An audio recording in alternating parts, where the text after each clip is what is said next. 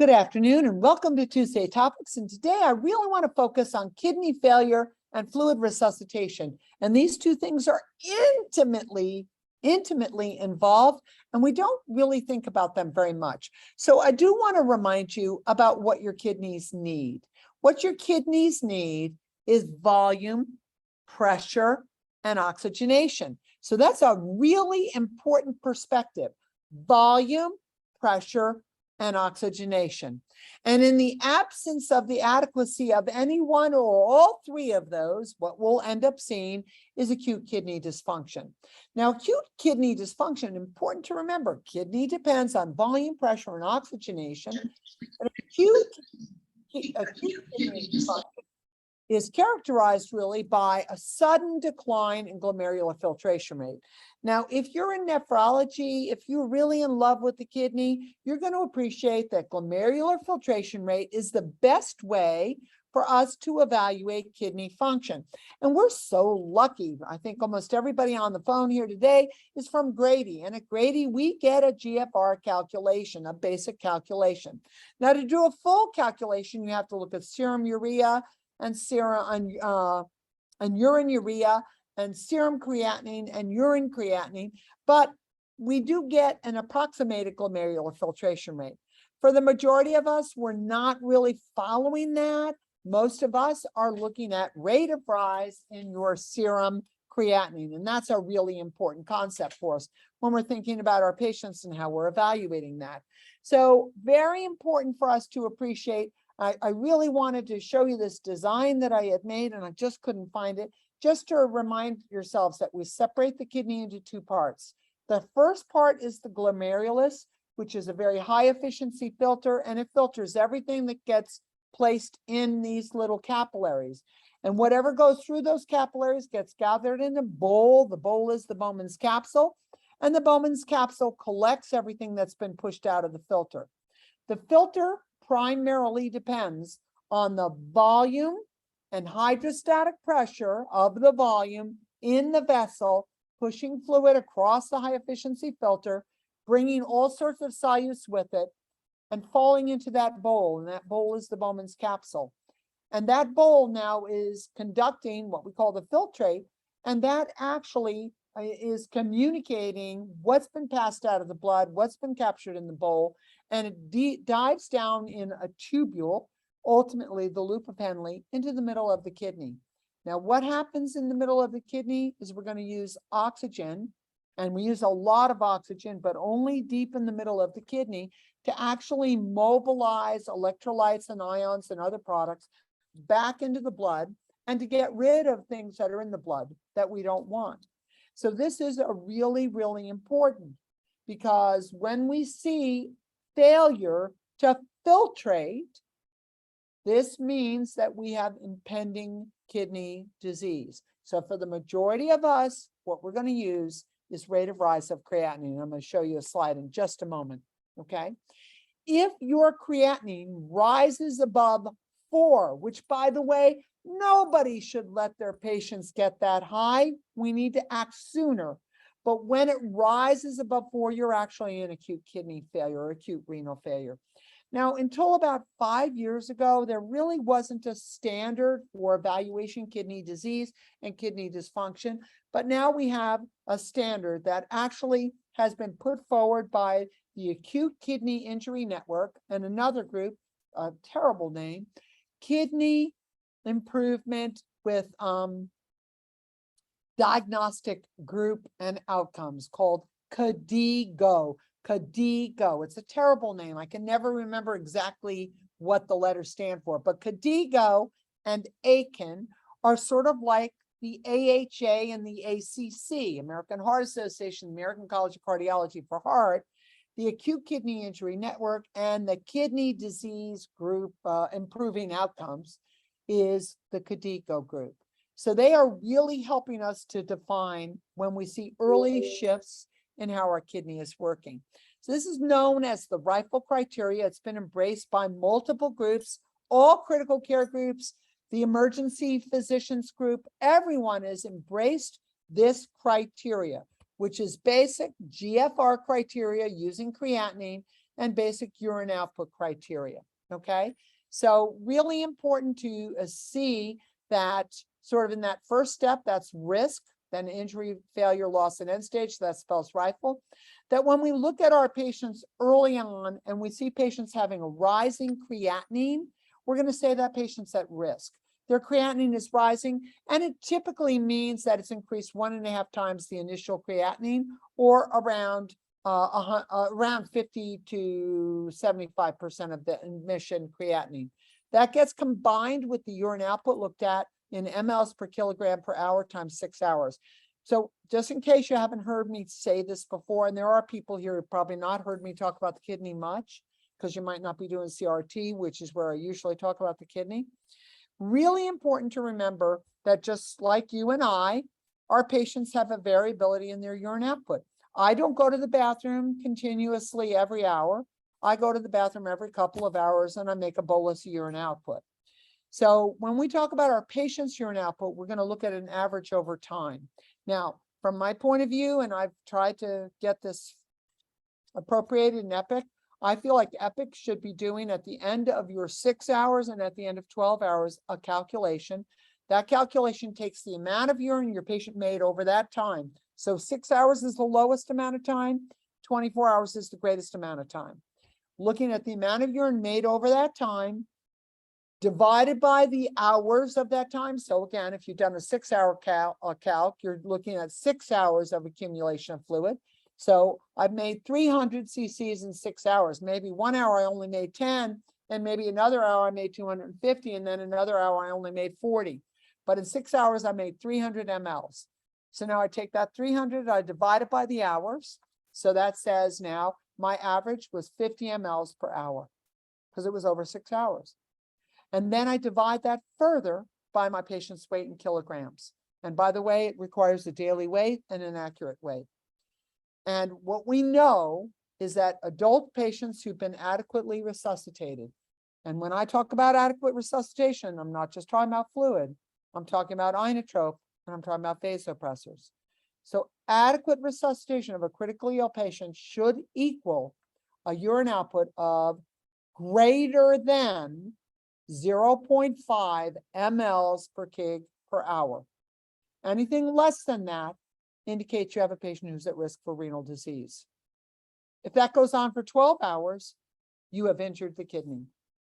If that goes on for 24 hours, and if it's less than 3, you have kidney failure. Oh my God. Oh my God. How important is urine output? Like, such an incredibly important tool that we as nurses control. We collect your urine, we measure it, and measuring urine isn't eyeballing it, it's actually measuring the urine, because every cc is really important. So one of the most vital things that a nephrologist will tell you, most intensive care doctors will tell you, at our hospital, many of our doctors have kind of thrown their hands up in, frustration. Accurate I&O is one of the most important indicators when we're talking about our patients, because we can look at serum creatinine, but remember, serum creatinine in and of itself is not diagnostic. It's serum creatinine plus urine output. So I want to make sure you appreciate this. If I increase my creatinine 1.5 times, so my baseline creatinine was 4, and now it is 1.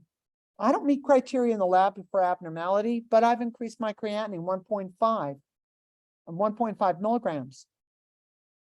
And if my urine output averaged over 6 hours is less than 0.5 mLs per kg per hour, this patient's at risk for renal dysfunction. That means that me, the nurse, I'm now communicating, what am I trying to do to improve volume, pressure, and oxygen to that kidney? And then titrating up on a vasopressor does not naturally relate to improving kidney outcome.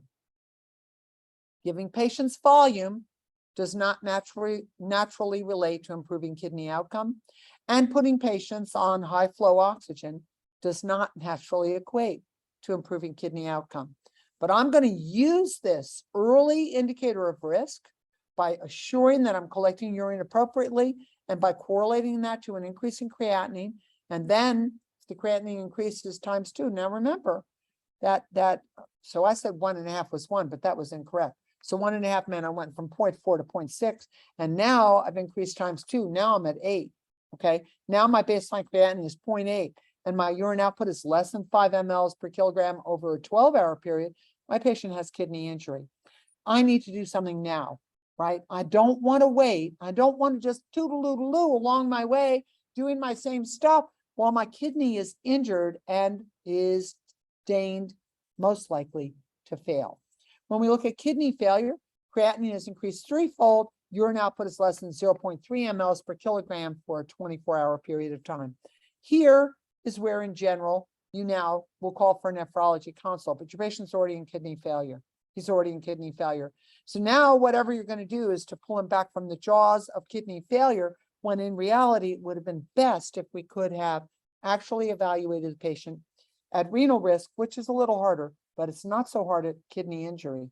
At kidney injury, to actually identify that patient and then be all over what you're going to do to try to improve kidney outcome: volume, vasopressor, inotrope, maybe all 3, maybe just 2.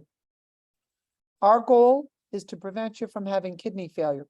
And quite honestly, I was sharing with my class today in cardiac boot camp, like my number one goal before I leave this hospital, I would like to see a reduction about 50% CRT. Because if you're applying CRT here at Grady, you're already in renal failure. That's why we're giving you CRT. We're taking your blood outside of your body and applying the filter and the tubular function through our equipment.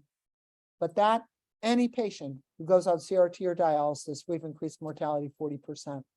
That seems really important to me if we hold this strongly in our hands and we appreciate and understand it, to really try to prevent acute kidney disease in our patients. So absolute numbers are not known, but what we do know is that at least 70% of critically ill patients at any time in any hospital experience some degree of acute kidney disease, and that about 5% of those patients in the ICU receive renal replacement therapy. Now, I would tell you here at Grady, what I'm looking at statistically with our CRT devices is that we're doing about 15% of our patients who are critically ill receiving renal replacement therapy, 15%. And then look at that grim, dismal number. 40 to 80% of those patients who receive renal replacement therapy are going to die. Okay, so I want to make sure we always pull back. You know, everything I talk about is always connected to everything else. It may not always seem that way, but I want to be sure we're always pulling back here and saying, let's not confuse maintenance of a mean arterial pressure with good blood flow and good oxygen delivery. They're not the same thing. And in the pursuit of blood pressure, we often actually harm our patients' organs. And I think there's nowhere else that this is more important than the kidney, when we look at how the kidney responds to volume overload, to vasopressor and vasopressor overload. Now, it's important to appreciate the different types of kidney injury and kidney dysfunction. So I'm going to just talk about the categories, and I want to talk about them really quickly, okay? The most important category, which is the number one category that causes or promotes acute kidney disease in our critically ill patient, is the individual who has a problem that is before the kidney. Doesn't mean pre-renal failure. It means your problem is before the kidney. You have renal arterial disease, you have profound hypotension, and you have significant hypovolemia. Now, you can have hypotension, hypovolemia that is arterial, even in the face of having high venous volume overload. So particularly in heart failure, we can see patients have a lot of volume in the vein, a lot of volume in the interstitium, in the pulmonary interstitium, the pulmonary vein, but they're arterially hypovolemic. I believe if every single critical nurse would take a shift to say, when my patient is arterially hypotensive and venous volume overloaded, there's a problem in getting the volume to the arterial bed, and I'm going to discuss that with my provider. Your provider might say, what are you talking about? You've been to too many conferences. Why are you so smart? When did you go to medical school? They might say all sorts of things. They might also say, thanks so much for the suggestion. I can't tell you and I can't predict it. I only know that when we have patients who are arterially underperfused and hypotensive, the first thing you're going to do is try to get that blood pressure up. And yes, you're going to get vasopressors, but that is a Band-Aid. And when you go from 0 to 20 or 0 to 40 in the face of 5 minutes, you actually can promote very significant renal damage. When you give aggressive volume resuscitation and you don't have a targeted endpoint, and by the way, the endpoint is not mean arterial pressure, but if you don't have a targeted endpoint, you can volume overload your patient. When you volume overload the patient, they actually end up with arterial underload. So really, really important for us to appreciate that and to remind ourselves that the #1 cause of acute kidney disease in our emergency department, in our ICU here at Grady, is prerenal. Systemic hypotension, severe hypovolemia, and renal arterial disease. That's the most common form, and typically that's something we can do something about, right? If you've necrosed the tubules, those are the oxygen-dependent surfaces, they're necrotic, they're infarcted, we're not going to get much restoration. But when you have prerenal dysfunction, if I have a really great advocate and a really great provider, I may be able to protect the patient from acute kidney injury. And that's what I'm going to try to do. And there's a lot of overlapping between this. If I have sustained prerenal dysfunction, I'm hypoperfused because I'm hypovolemic, I'm hypotensive, I'm hypoperfused, I'm going to end up infarcting my tubules. So I go from prerenal to intrarenal. Postrenal typically is obstruction of the outflow ureters from my bladder, from my kidney to my bladder. An obstruction there can occur because your patient's got a stone, but that's not usually what we see. Usually what we see, by the way, is our beautifully over-aggressive volume resuscitation, promoting neck vein distension, interstitial volume load, a chest x-ray that's wet, and by the way, something you're not actually evaluating until it's really late. And that is extravasation of volume in the abdominal vault. Once you have extravasation of volume in the abdominal vault, we'll call that abdominal hypertension, whether you're measuring it or not. And I'm not advocating everybody gets a measure, but once you have intra-abdominal hypertension, and you're there because, like, maybe you came in really shocking in the ECC, you got 4 liters of volume, you went to the OR, you got 2 more, you get to the ICU, and 24 hours later, you've gained 9 kilograms, and there's volume in your vein and your interstitium. I'm seeing the volume in your lung by your chest x-ray, but what I'm not recognizing is the volume in the lung on a chest x-ray from someone who's been volume overloaded also represents the volume in the cerebral vault. And I'm not measuring your ICP because you're not a neuropatient. I'm not paying attention to that, but your ICP is up. Your abdominal pressure is up. And when your abdominal pressure is up, that's because you have fluid that's extravasated in the interstitium, and now you're compressing the bladder. And the bladder is a hollow organ, which is why we measure bladder pressure to tell us about abdominal pressure. But if I have bladder pressure that's elevated, I have fluid in the abdomen, I am also going to compress the outflow from my kidney, which means I'm going to have obstructive renal failure. So I had prerenal disease, I was hypovolemic, I was hypotensive, I got a lot of volume in the pursuit of trying to do the right thing. I got a bunch of vasopressors, but now I have a significant limitation of flow into the kidney. And that volume overload escaping out into the interstitium is promoting a form of compartment syndrome, abdominal compartment syndrome, pulmonary compartment syndrome, cerebral compartment syndrome. And that prolonged reduction of blood flow and pressure pushing blood into the glomerulus, which then reduces the blood flow that exits from the glomerulus and supplies oxygen to the tubes, you've infarcted your tubes. And by the way, not to add to that terrible insult, but because you have intra-abdominal hypertension, you are also obstructing outflow. So by the way, you're not making any urine. None. Now, I might go get a bladder scan. Most likely in this scenario, pre-renal, intrarenal to post-renal, you're not going to have any urine in the bladder. But by the way, before you do anything else, no matter where you work, and you need to be sure you all have bladder scan capability. I don't care where you work. I don't care who you are. In your units, ER, step down, ICU, you should have a bladder scan. Everybody needs to know how to use it. Because the very first thing I need to do when I see that your urine output is down, the first thing I need to do is actually evaluate, do you have urine in your bladder? Because the easiest thing I can do is get that to empty. And if I don't empty it, you will end up with acute kidney injury. Okay, so just generically, when we talk about measurements that we make in the lab, measurements that we think about, really important to kind of separate pre-renal dysfunction, because remember, pre-renal means not appropriate volume in the arteries, not appropriate pressure, not adequate oxygen. Maybe you've got heart failure. You might have some other disturbances. You've got hypovolemic shock, hemorrhagic hypovolemic shock, but something has interrupted the flow and volume and oxygen delivery to the kidney. Having that pre-renal measure is really important, okay?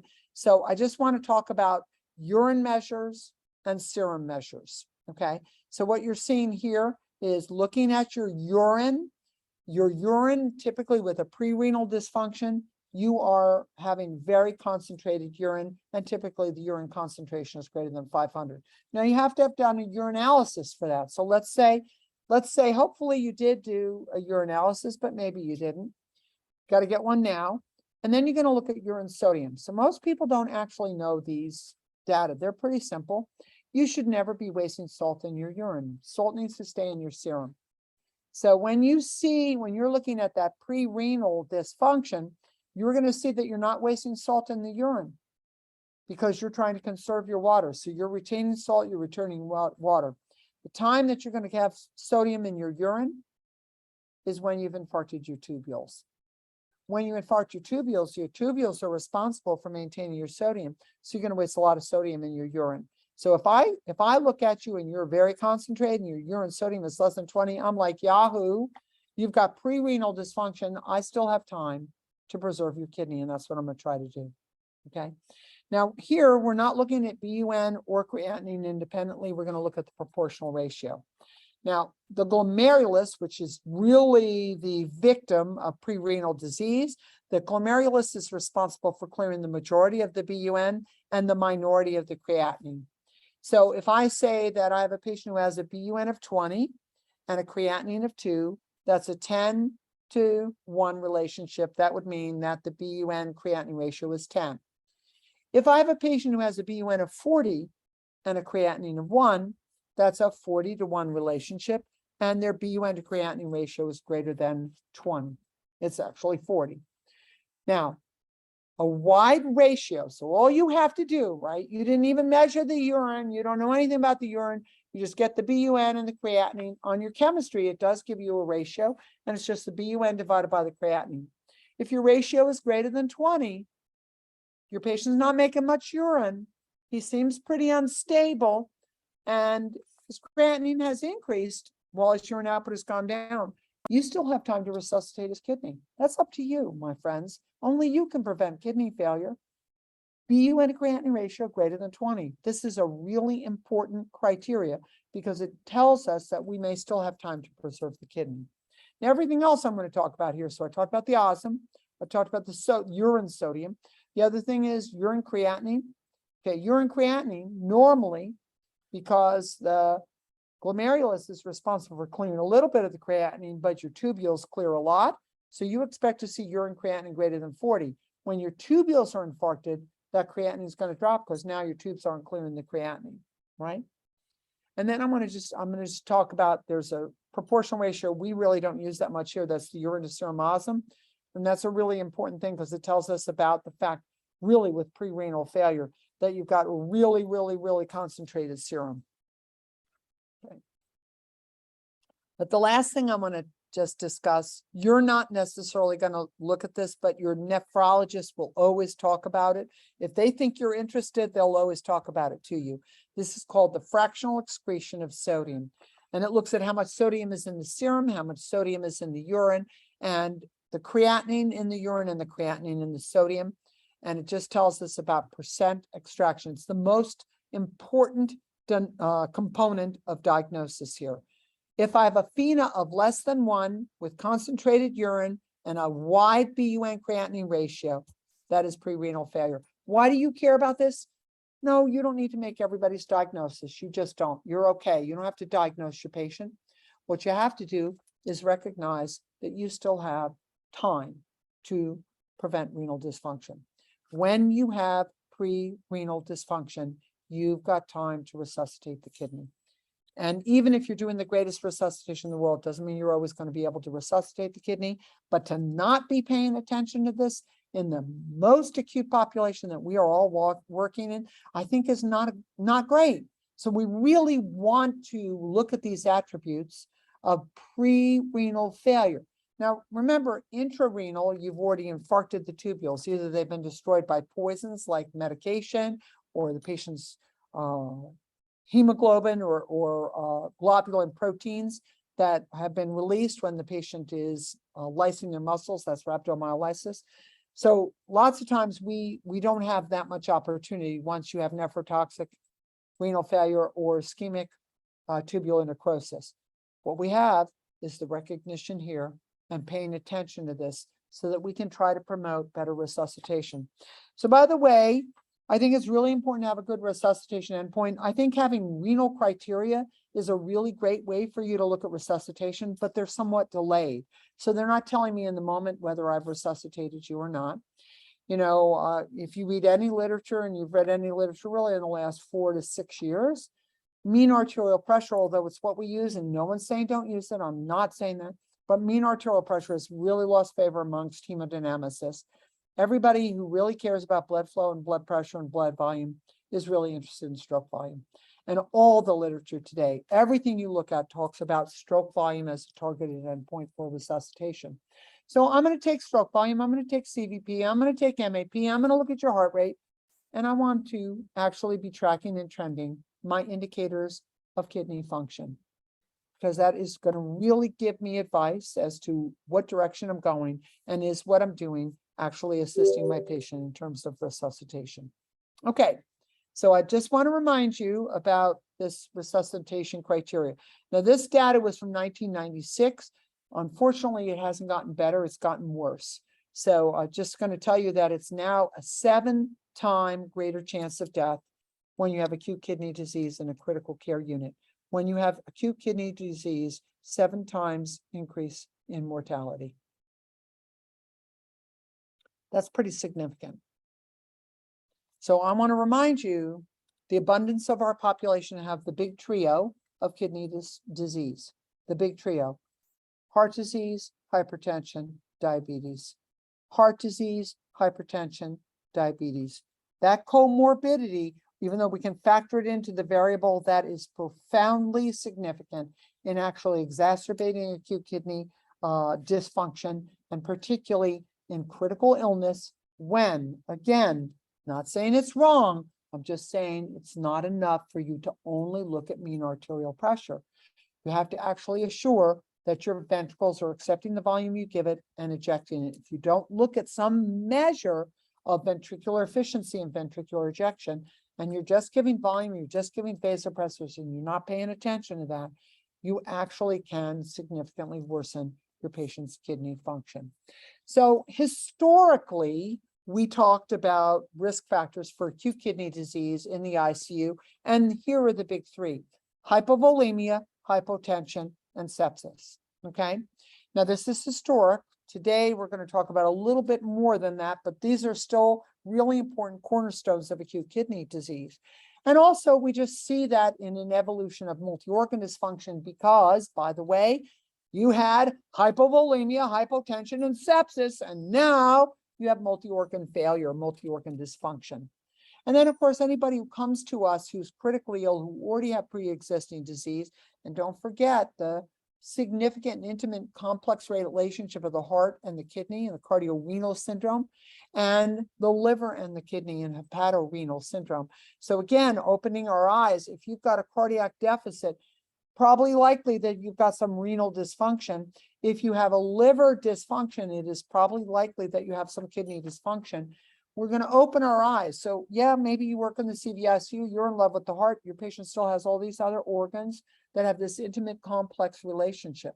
I'm working in trauma, and I'm really concerned about your open abdomen and the fact that you lost 4 liters of blood on the street. I'm still looking at hypovolemia, hypotension, sepsis, and those existing co-relationships. And by the way, when the liver fails under your care, the kidney is not far behind. When the heart fails under your care, not because of anything you did, you're all trying to do the best you can, but when the heart fails under your care, the kidney is not far behind. And did you know that the most highly linked disorder to kidney failure in an ICU is ARDS? An ARDS that's volume overload ARDS, particularly. So we're going to think about all these things as we hang fluids and as we hang vasopressors and as we hang inotropes, because our job is not just to titrate and write down numbers and just try to get to a mean arterial pressure. Our job is to try to resuscitate the organ and protect the organs from dysfunction. Now, other things that can happen, of course, diabetes puts you at risk for a very significant reduction in the lumen of your vasculature and making your vasculature less malleable, to dilate and constrict as appropriate because of vascular disease and glycogen deposition. Also, any exposure to nephrotoxins, and just a very short list of drugs, and this is not every drug because almost every drug you give actually can cause kidney dysfunction. Nephrotoxins means that they destroy the tubules first, and the glomerulus works effectively for a while, but eventually the glomerulus will stop. So your patient will make a lot of urine, but it's going to be really bad urine, and they're not going to be clearing creatinine. That's why you have to look at those two things together, right? Look at ability to clear creatinine and your ability to make urine. So with nephrotoxic kidney failure, that problem is at the tubules of the kidney, but your glomerulus is still filtering, and it's filtering just indiscriminately. So patients will make a lot of urine. Sometimes you refer to this as high output renal failure or high output kidney failure. It's high output because it's been targeted at the tubules, which are incredibly important and oftentimes are relatively hard to resuscitate. Okay. So what I want to convince you of in the short time I have left, because really it's like another 10 minutes, I want to convince you about 3 phases of fluid resuscitation and how important they are in terms of kidney function. Resuscitation, which means your initial resuscitation for today, maybe not forever, but for today, we're still going to follow initial resuscitation guidelines, which is rapidly, if you're hypotensive, tachycardic, hypovolemic, we're going to give you 20 to 30 mLs per kg as your initial fluid resuscitation. We're not going to do that as 999 on the pump. We're going to do it under a pressure bag because we want to get that fluid into you really fast. But after that first resuscitation, so typically that's at the first presentation of shock. So doesn't mean you're in the ER. You could be in the ICU, but at your first presentation of shock, I'm going to give you 20 to 30 mLs per kilogram, unless I have an extraordinary reason not to, which would be class 4 heart failure, or if I have actual renal failure. I'm not going to give you that amount of fluid. I'm not going to give that to you even for early resuscitation. But after that initial volume bolus, I have to step back and say, what is my target? And my doc is probably going to say, I need the mean arterial pressure at 65. That's the target. No. I mean, yes, okay, fabulous. But that's not what I'm asking about. I'm asking about a target for fluid. A target for fluid. And I want to remind everybody that every bit of fluid you give must be accepted by the ventricle and ejected from the ventricle.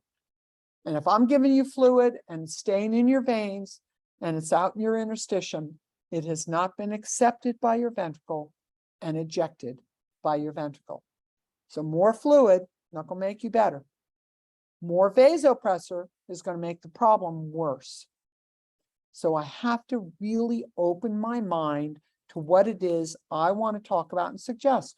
I'm not telling you everybody's going to listen or appreciate it. I'm telling you that you're standing at the bedside, seeing a patient who is not making urine, whose serum creatinine has gone up, who is hypotensive, who has wet lungs and a wet system, but a dry arterial bed. And what that really means to you about what you're going to do next. Because first I gave you fluid, but it didn't necessarily make you better, or it made you better for a few minutes or 20 minutes. But then I start to see it extravasating and the neck veins are distending and it's out in the interstitium. And I'm having to increase your FiO2 because your lungs are getting worse. Got to think about what we're doing. when we're taking care of these patients and where that fluid is going. So there's a lot of discussion about physiology and fluid therapy. First, resuscitation, still 20 to 30 mLs per kg. Step back, because now we're going to actually evaluate your targeted endpoint to assure that the fluid I'm giving the patient is headed in the right direction. Every single phase here, resuscitation, homeostasis, and the big one, preventing fluid overload. Now, if you've been around Grady for a while, 15 years ago, 18 years ago, 17 years ago, we gave fluid like nobody's business. You would get 4, 5, 6, 7 liters of fluid. You were hypotensive, you get so much fluid. And then we recognized that we were actually causing volume overload, which is every bit, if not more dangerous than volume underload. And that's really the purpose of our discussion right now, is to talk about what that means when we're overloading our patients with volume. Every single phase. So early resuscitation is the only time that you should be doing aggressive fluid resuscitation without a target, right? So a patient comes into the ECC, I don't really have an A line, I don't have a CVP, they're hypotensive, tachycardic, hypoxic. I'm going to give them fluid. I'm going to give them 20 mLs per kg. Great. But by that time, I need some lines and I need better data, because I need to actually have a targeted endpoint now to actually direct my fluid therapy towards goals. And the goal early on is keep the patient alive. And then the goal after that is maximize ventricular efficiency and minimize venous volume overload. We now know that when you're 5 to 10% volume overloaded, that correlates to a significant increase in mortality and morbidity. One of the trials that we did here, the FRESH trial, I was really fortunate to be one of the co-PIs on that trial. Andre Holder is the medical pulmonologist. He was our primary PI, and I was a co-PI. Brooks Moore was a co-PI from the ECC. Gloria Westney from Morehouse was a co-PI. And we looked at goal-directed fluid resuscitation versus standard care, usual care. In every single category except for 2, the usual care patients proved to be significantly and profoundly, in terms of numbers, significantly and profoundly worse. They were longer stay on ventilator, they needed CRT more, they were longer stay in the hospital, less % of them were discharged home. Okay, there were only 2 categories where the numbers were bigger in the intervention, which meant the targeted fluid resuscitation.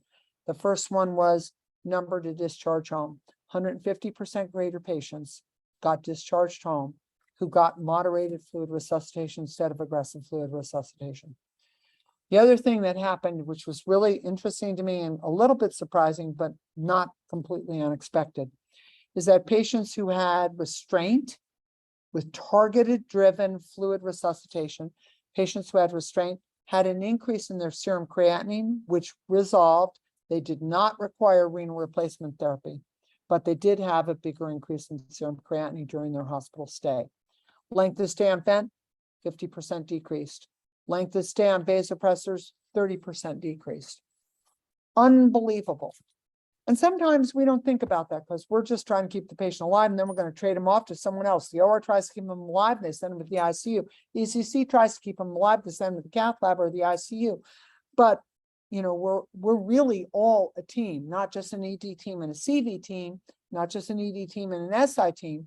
We are all on that same team, and that team is on the patient's side.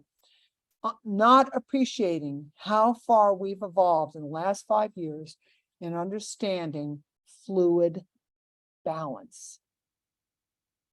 That fluid balance is the single most important thing that we can apply to our patients to try to recover their organs, to try to protect them from severe and profound injury from fluid resuscitation.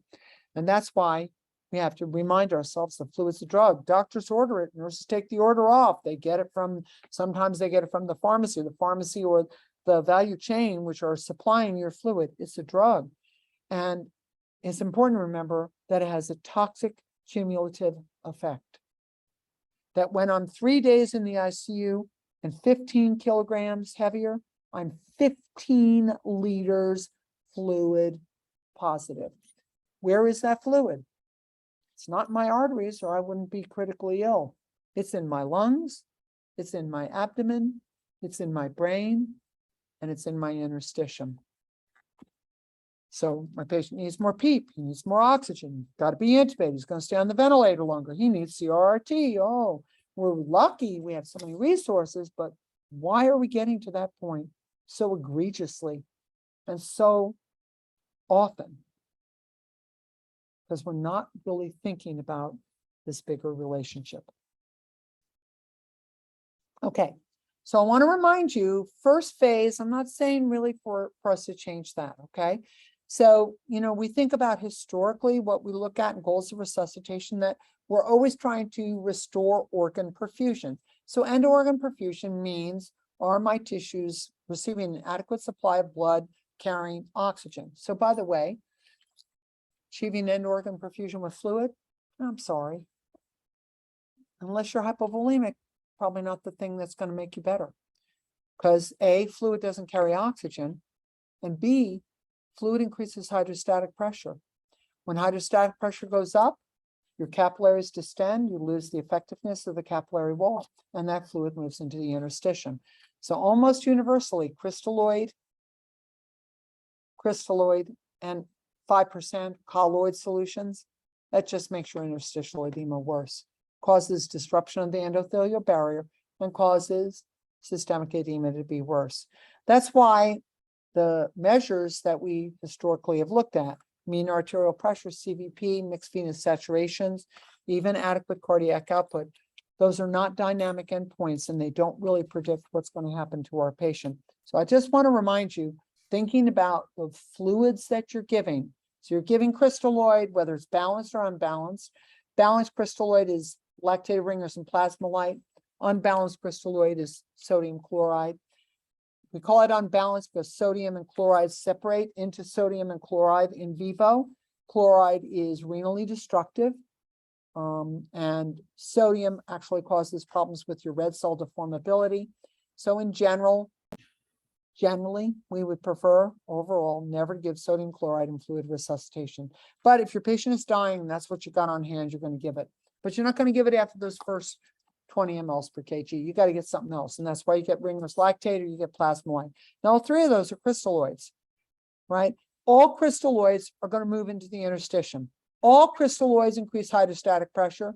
When you increase hydrostatic pressure without increasing oncotic pressure, you are going to cause glomerular failure of the kidney.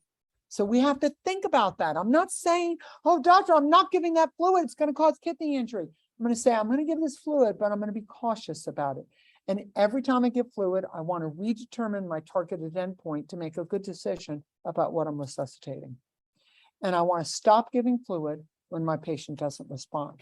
But I just want to remind you that for every 250 to 500 cc's of fluid that you give your patient, you have to. I don't know why we're not more aggressive about this. You have to measure a targeted endpoint. And that endpoint, which measures ventricular efficiency, is going to be stroke volume. That's what measures it. So, excuse me. Hang on. My throat is just dry because I've been talking all day. So when we look at ventricular efficiency, what we always want to remember is the best measure we have at the bedside that we can look at continuously is stroke volume. Not stroke volume variation, guys, stroke volume.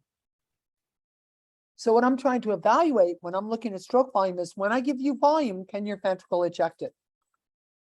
For every 250 to 500 cc's of fluid I give you, you should increase your stroke volume 10%. If you don't increase your stroke volume when I gave you volume, the likelihood is volume isn't the answer for you. You need something else. And that should be when we actually stop and say, should I continue to give volume to this patient? Okay, it's a hard decision. You have a patient who's in front of you and they've got volume overload, they've got AKI, but you're trying to achieve fluid homeostasis, you're trying to improve oxygen delivery, you want to give volume, but the more volume you give this patient, the worse they're going to get. So here's the thing. It'd be great if we could avoid more than 5% volume overload. That means you're not gaining, 5 kilograms. If we could avoid volume overload at the best, just by looking at simple daily weights and looking at really good eyes and O's and collecting urine, that could help us to really appreciate how our patient is doing.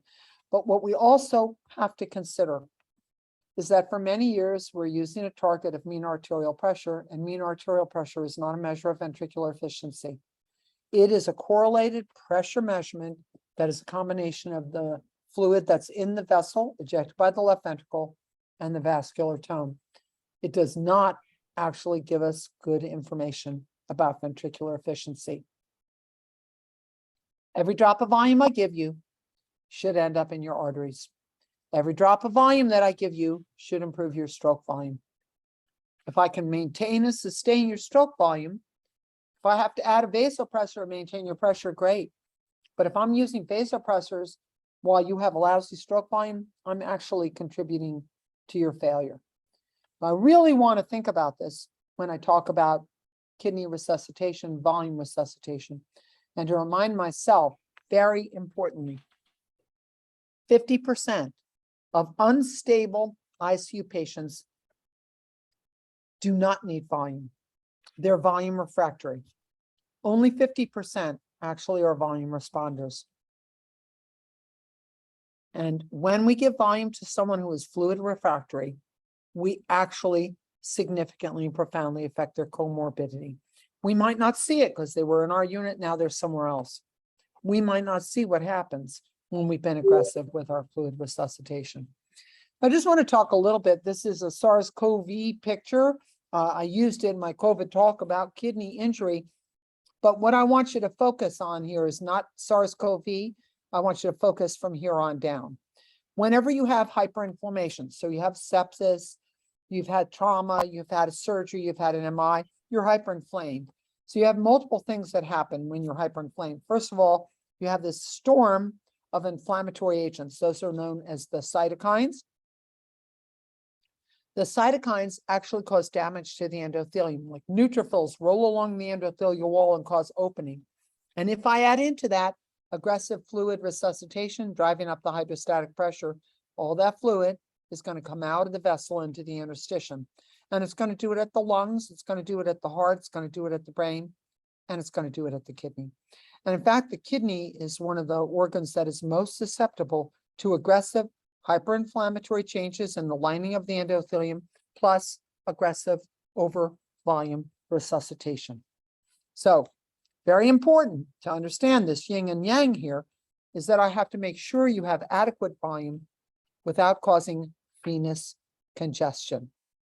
So the very first day that you see neck vein distension, the very first day that your patient has gained 1 kilogram or 2 kilograms in your ICU, that very first day, you need to appreciate that your patient now has venous congestion. Venous congestion profoundly affects kidney function, so profoundly causes deterioration in kidney function. You have to pay attention to 2 things that you are in charge of: adequate, accurate, rigidly accurate I&O, and daily weight. And I'm just not okay to hear any of this stuff about beds don't work. If your beds don't work, get them fixed.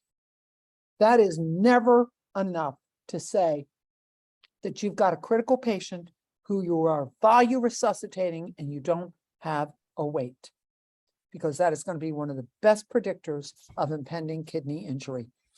Got to fix your beds. Need a troubleshooting with the bed workshop so we all understand how to fix our beds and how to make sure that we are weighing patients same time every single day. We are in charge of that as nurses. Daily weights, adequate and rigorous I&O every single hour. Unacceptable in a critical patient to say every 2 or every 4. That is unacceptable, because the difference between 1 hour and the next could mean the difference between renal function and renal dysfunction. So I've got to make sure I'm doing those things. Now, I want to remind you, there's this big link between the lung and the kidney, and it's pretty significant. So we know, so we've had lots and lots of great studies that look into fluid resuscitation and evaluation, particularly in patients who have ARDS, really thinking about ARDS and our resuscitation of our patients, looking at a central venous catheter, looking at stroke volume variation in those studies, and really talking about whether or not patients needed fluid and organizing that fluid relationship to understanding that the lungs are predictors of the kidney. Really, really important. So we have a lot of conundrums at our bedside of our critically ill patients when we look at lung support. And remember that the lung is the canary of the kidney. Where the lung goes, so will follow the kidney.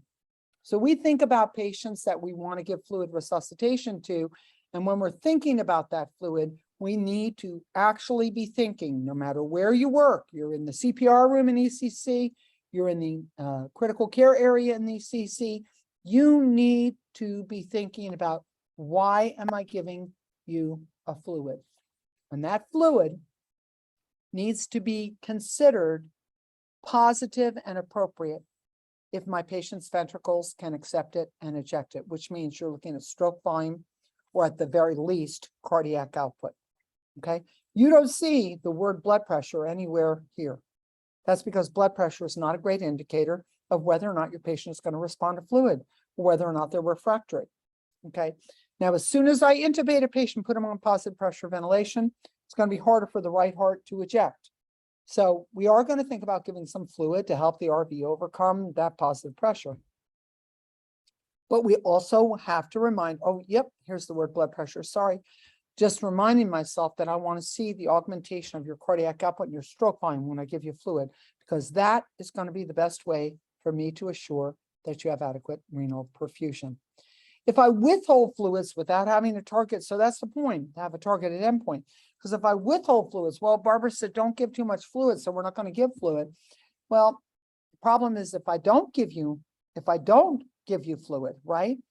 I can cause a lot of other disorders. I can cause significant disorder of your cortical lining. And really the reason we're going to say that we're going to withhold fluids because you've already got this problem, right? So sorry. So you already have alveolar flooding, your chest x-ray looks poor. I don't want to give you fluid. You've got venous congestion because you are not a fluid responder. Okay, now a non-fluid responder, this is so important. A non-fluid responder is somebody who I give fluid to and their neck veins descend, their CVP goes up, but their stroke volume doesn't improve. They are not a fluid responder. But by the way, that's a patient who needs an inotrope. He needs help moving his fluid. It's really straightforward. Now, if they've got all that fluid, it's in the vein, it's in the interstitium, it's compressing the arteries and compressing the organs, etc., you're going to see significant deterioration. So once our patient looks like he's fluid loaded, we're going to withhold the fluid. But remember, we don't want to withhold the fluid without really having a good idea of what our target and our endpoint is. So I want to remind you, it's 1 minute before 5, so I'm going to end here, but I do have other things I'd like to share, and hopefully you'll come back next week and I'll share more. I do want to remind you that when we look at administration of volume, we are always considering that what we want to do is that we want to improve oxygen delivery without causing significant and profound lung edema, interstitial edema, cerebral edema, abdominal edema, and renal cortex edema. So 2 things I'm going to leave you with here. Volume resuscitation does not improve oxygen delivery. Volume resuscitation increases hydrostatic pressure, which causes fluid flux. What you might commonly call capillary leak, fluid creep. Increasing hydrostatic pressure causes an increase in fluid flux. And fluid administration without a targeted endpoint can be profoundly damaging. I'm going to end that. I'm going to end today with that. I'd like to continue next week and invite you to return next week if you're able. I know it's a lot to ask you to take time out of your busy day. Next week, I'll be speaking at the European Intensive Care Meeting in Paris. So we will have our talks at 4 o'clock. It will be 11 o'clock my time. I'm going to have those talks. I invite you to join me. I'll be in Paris. Maybe I can have a picture of the Eiffel Tower behind me. Who knows? And I just want to, again, tell you how grateful I am that you come to class, that we're all learning together. You can't expect to understand and know everything I say immediately, because I say a lot, because I talk too much. And I'm really appreciating that you're willing to spend time together so we can learn together, we can improve our care, we can try to protect our patients and advocate for them.